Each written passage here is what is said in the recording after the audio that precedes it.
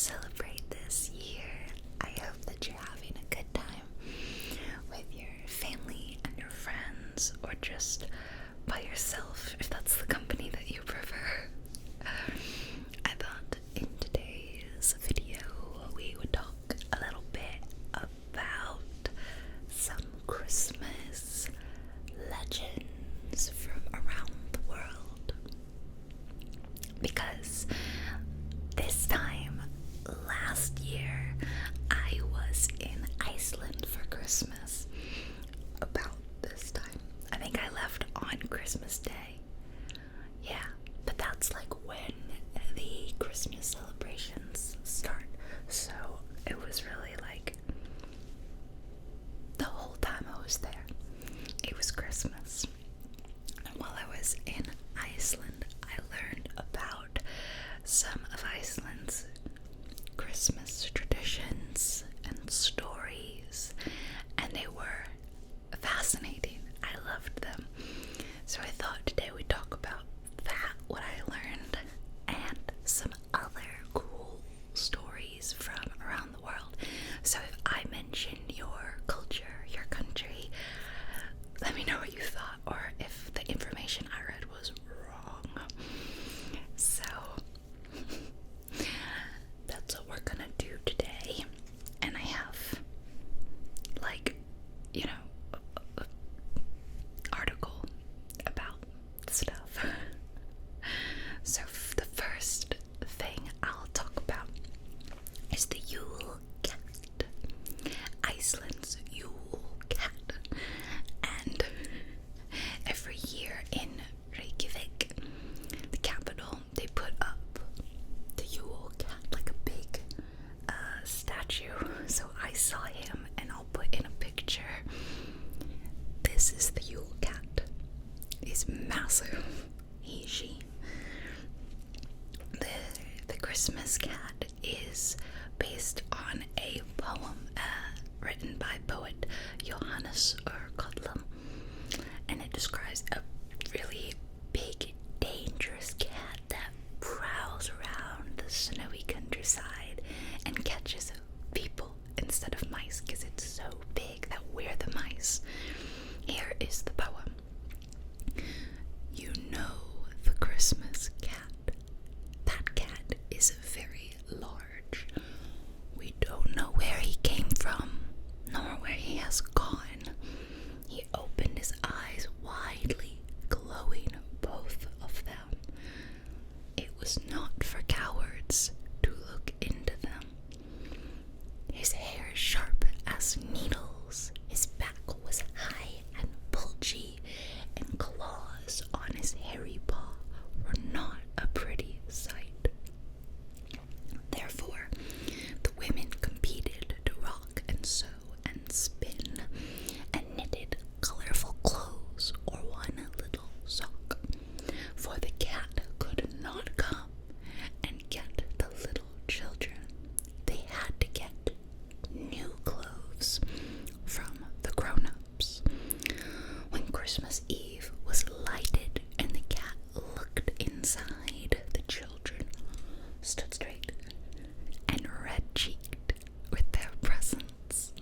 He waved his strong tail. He jumped and scratched and blew, and was either in the valley or out on the headland. He walked about, hungry and mean, in hurtfully cold Christmas snow, and kindled the hearts with fear in every town. If outside one heard a weak meow, then unluck was sure to happen.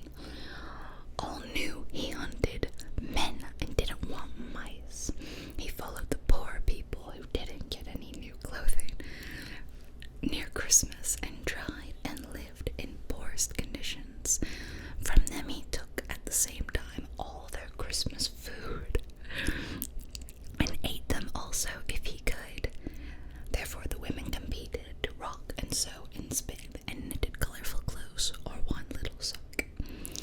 Some had gotten an apron, and some had got a new shoe.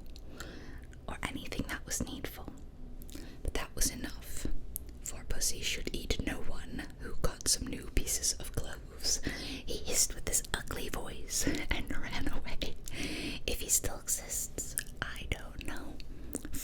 But for nothing would be his next trip. His trip. If everybody would get next Christmas some new rag. You may want to keep in mind to help if there is need, for somewhere there might be children who get nothing at all. Perhaps that looking for those who suffer from lack of plentiful lights will give you a happy season and Merry Christmas. Obviously that is translated, so the English translated version is probably not as good as the original Icelandic version, which I definitely would not be able to read. But if you were able to follow my bad poetry reciting, the Yule cat comes and like eats children who didn't get new clothes for Christmas, so the parents give them like socks and stuff like that, so the Yule cat won't come get them. And I'm pretty sure we all went and got some socks or like gloves and stuff like that, so the Yule cat wouldn't eat us. But it's kind of mean. It's kind of a mean cat. So that story is said to have originated during the Dark Ages. It's not really sure. It's kind of up for debate. Probably talking about how medieval employers would reward their employees for hard work with new clothes and shoes for Christmas. But if you were lazy, you were not a hard worker, your employer wouldn't give you new clothes and new shoes. So it was like a parable telling you, hey, work hard or that Yule cat is gonna eat you this Christmas. It's just funny. It's meant to teach kids to not be lazy. It's pretty funny. So Iceland also has another cool Christmas folk tale legend, and that is of the Yule Lads. The Yule Lads. And they are mischievous little Christmas lads. And their mother, Krila, she's a big troll mom. And she has the uncanny ability to detect when children are not behaving. She's got that mom senses. So during Christmas, she leaves her home in the mountains and she hunts the naughty children and she makes a stew out of them. Have you noticed how mean a lot of European, I've noticed, like Christmas tales are? They're really dark, and like if you're a bad child, someone's gonna literally eat you. As an American child that grew up in America, I was really missing out on these very morbid tales. So, she has got how many kids? 13, the 13 Yule Lads. And around Reykjavik, you could like see them. They have these really cool projections in different parts of the city, and you would see them doing like mischievous things. So they all have things that they were known for that they would do. So you could get like the little figurines and you'd see them doing the things, and some of them range from like, oh yeah, okay, that makes sense, to a couple that I didn't know why this came up with. And even like the Icelandic people that I met and spoke to while I was there, like tour guides and stuff, were like, yeah, I don't know what that guy's on about, but so there's the first one is the sheep clod. He takes milk from sheep and was known for having 2 wooden feet, peg legs. So he would, yeah, you have to guard your sheep from him. The next one is Gullycock, and he hides in barns and he steals the froth out of the milk buckets. They're very specific, these Yule Lads. I love them. The next one is Stubby. He's just very short, and he steals pans to eat the crusts left in them. Yeah, I get that. is the spoon licker. So you can guess what he did. He's very tall and thin, and he steals long wooden spoons to lick them. Cute. The next one's the pot licker. There's a lot of licking going on with these Yule Lads. So he'll steal your leftovers from your pots, so you have to watch your soup. And as you might be able to guess, the next one is the bowl licker. Atticus licker, I remember hearing that one a lot. He hides under the beds when people would place their asker, a plate for all meals, and he would steal it and eat from it. So it's a lot of stealing and licking going on. The next one is the door slammer, and I think he came from like wind blowing through houses, and you know. So he comes and he slams all your doors and gets you in trouble with your neighbors. The next one is the skyr gobbler. So skyr is the really nice Icelandic yogurt. It's delicious. Yeah, you can actually buy it in America now. So you can try it. It's very good. And the 8th Yule Lad will steal your skyr, so you have to watch out. The next one is the sausage swiper. He will hide in the rafters and swoop in and steal your smoked sausages. The next one is the window peeper. He's just a peeping Tom, really. All he does is he just peeks through your windows. Probably to steal stuff, I don't know. This one's my favorite, and it's the doorway sniffer. And this is the one that when I was told about the Yule Lads, he was like, I really don't know what that guy's about. He just has a really big nose, and he sniffs in your doorway for bread or something. I love the name of it. Yeah, anyway, the next one is meat hook. He's got a big hook that he'll steal your meat from in your house, I guess. And the 13th, last Yule Lad, is the candle stealer. Again, a lot of stealing, so I guess he will take your light, steal your light. So those are the Yule Lads, and there's things you like can do to protect, I guess, your home against them. But I really, really, really enjoyed being in Iceland and learning about the cat and Grilla and the Yule Lads. And I know that kids in Iceland, like the Yule Lads, can leave like presents for them and such, like little tiny things. And I just really like learning about traditions and legends from around the world. It's really fun. So now I'm going to tell you some legends from other parts of the world, starting with the Ukrainian Christmas spider. This is new for me. So apparently in Ukraine, the folklore goes that a poor widow and her children watched a pine tree grow outside their house and turn into a Christmas tree, but they couldn't afford to decorate it. So the children were sad, and the widow hung fruit and nuts on the tree, hoping it would make them smile.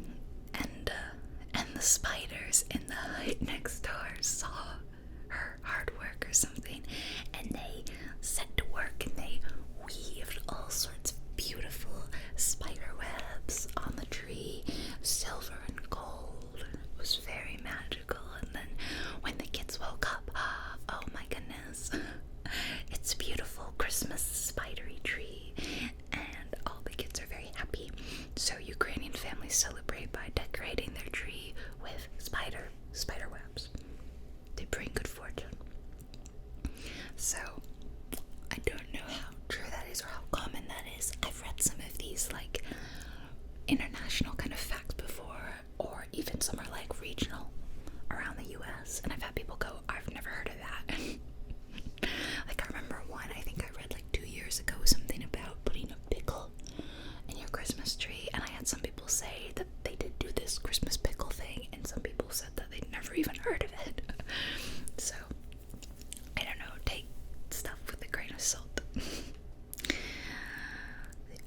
in Sweden, there is a Yule goat.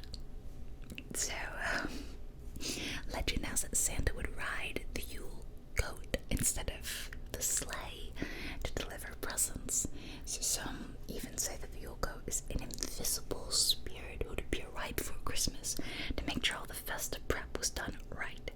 And these days, the goat is commonly depicted as a little Christmas ornament made of straw and tied with a red ribbon. In the town of Gävle, a gigantic straw goat statue gets put up in the square about a month before Christmas. That's Gävle's on my list of places to go whenever I get to Sweden. Yeah. So part of the townspeople's take on this tradition to see how long the goat lasts before locals try to destroy it. Or probably teenagers, right? It's probably poor teenagers destroying the Christmas goat. Christmas is celebrated year-round in Christmas, USA. Yeah, there is a town in Florida called Christmas. It's in Central Florida. And tourists go there to get things stamped that say Christmas Florida or postcards and stuff like that. And all the street names are Christmas themed too. There's Bethlehem, Comet Street, Cupid Avenue, St. Nicholas Avenue, and it's their tradition to display a decorated evergreen Christmas tree year-round. Okay, so yeah, this might be true. This sounds like just knowing how weird Americans are about Christmas. Some of us go hard for Christmas. This doesn't surprise me. However, as someone who grew up in Florida,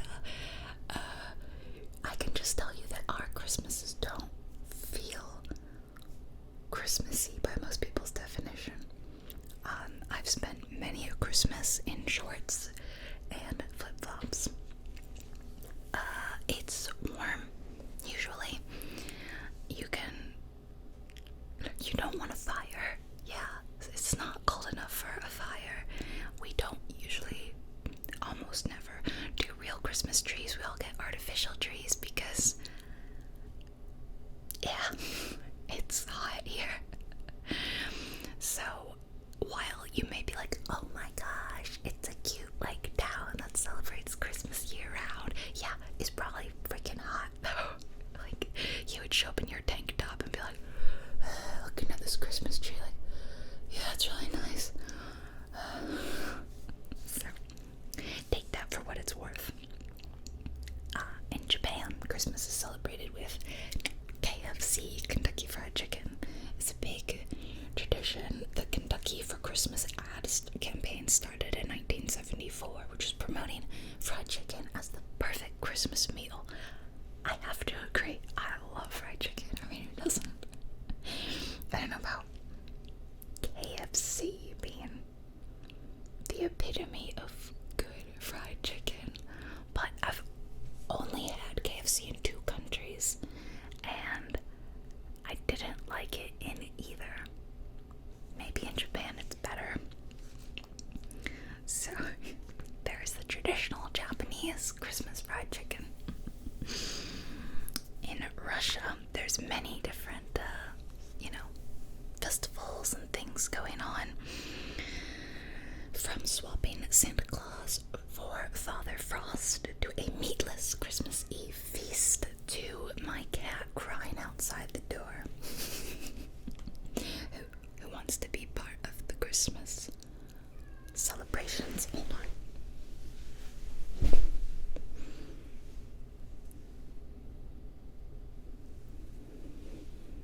Hi everyone. Okay, I'm back with Atticus. He always looks so sleepy when I hold him up on camera, but literally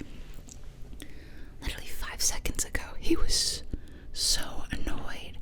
Meow, meow, meow. No one's paying attention to me. Meow. Hi, buddy. You want to say anything to your fans? Okay, why don't you just sit on my lap, nice and calm. Okay, now that my hands are occupied by cat, and oh my gosh,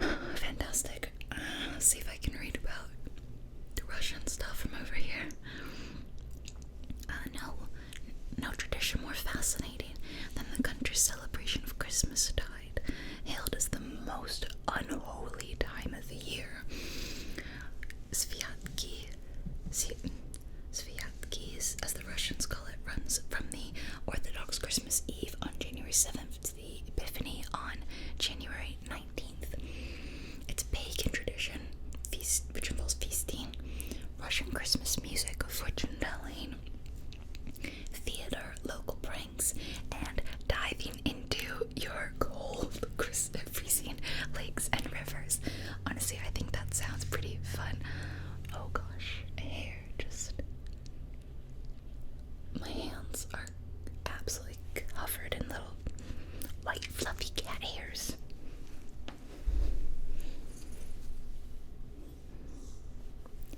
Hey, look everybody. It's the Yule cat, and he's going to eat you if you don't get a sock this Christmas. Nah, no one would believe you would eat them, Atticus.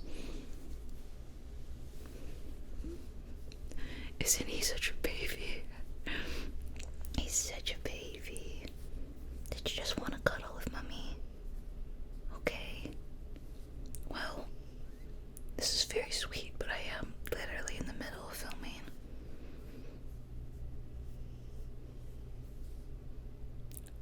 Sorry, guys. I'm stuck here now. Do you think you could maybe go sit on the floor or something so I can finish talking about these Christmas traditions? No, he's like very happy. He's falling asleep. Okay, what if I made you like a little blanket nest and you go lie in the blanket nest? Do you think you could do that? Here, sit in this chair and you can nurse in that chair.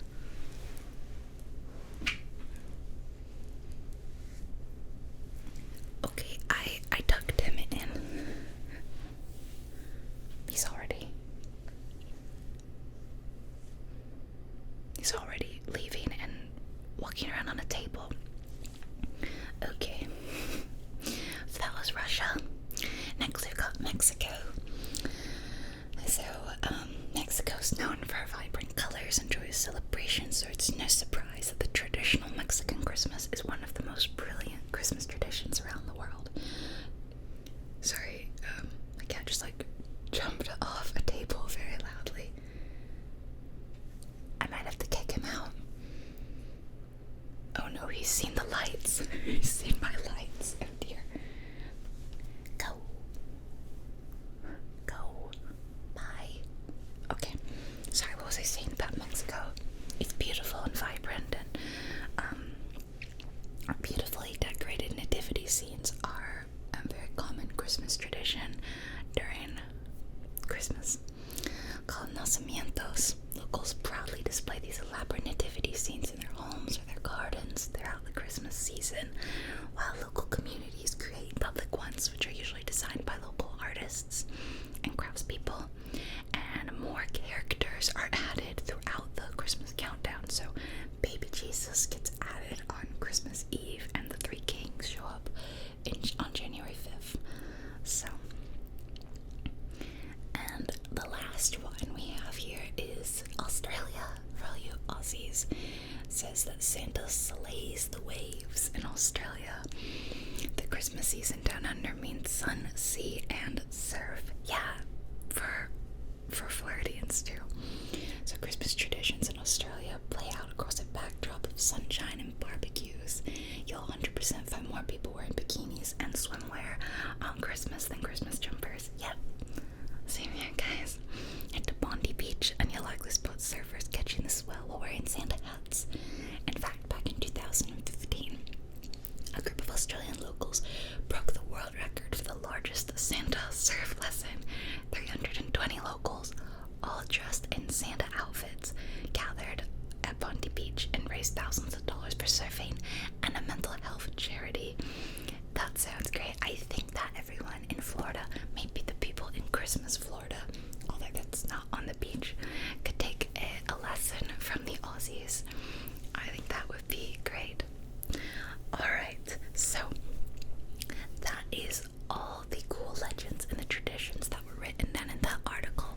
But if you have a cool cultural celebration, story, legend, feel free to leave it in the comments for everyone, and we'll all get to learn really cool new things. I don't have any. Nah, there's no real cool local things. I'd say that a lot of America celebrates Christmas the same way, whether you're religious or not. It's Christmas trees, and some people do nativity scenes, I guess, if you're more religious, and